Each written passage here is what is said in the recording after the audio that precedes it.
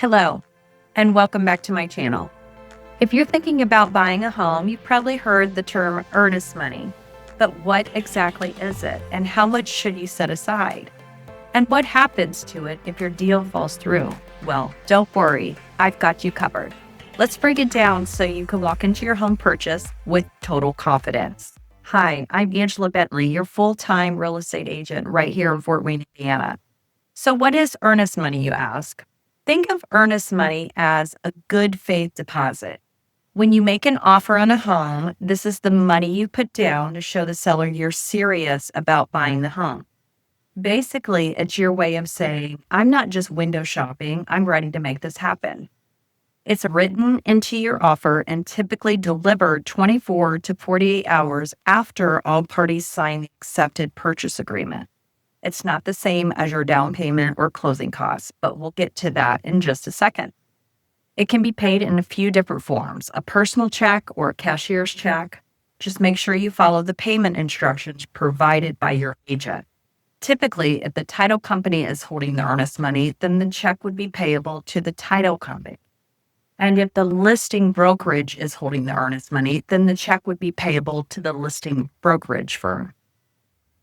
And how much is earnest money, you ask? Well, great question. Typically in the Fort Wayne market, it's 1% of the home purchase price, but that can vary depending on the market and seller expectation.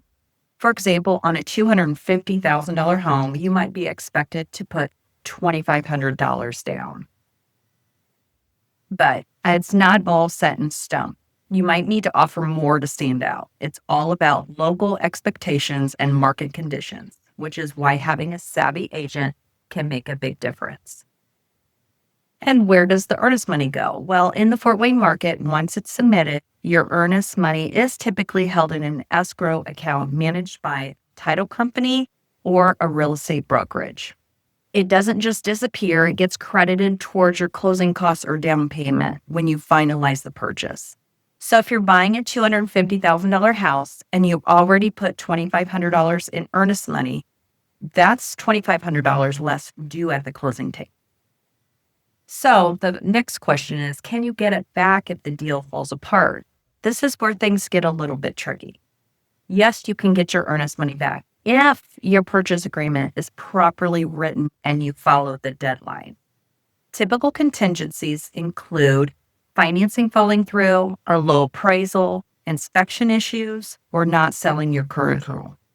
If one of these issues comes up and you're still within your contractual deadlines, you'll get your money back, no problem. But if you get cold feet or back out without a valid reason or miss deadlines, then that money could go to the seller.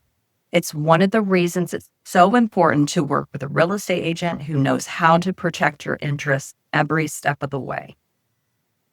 So to sum it up, earnest money shows your seriousness. It's usually 1% of the home price, if not more. You can pay with a personal check or cashier's check. It's applied to your costs at closing.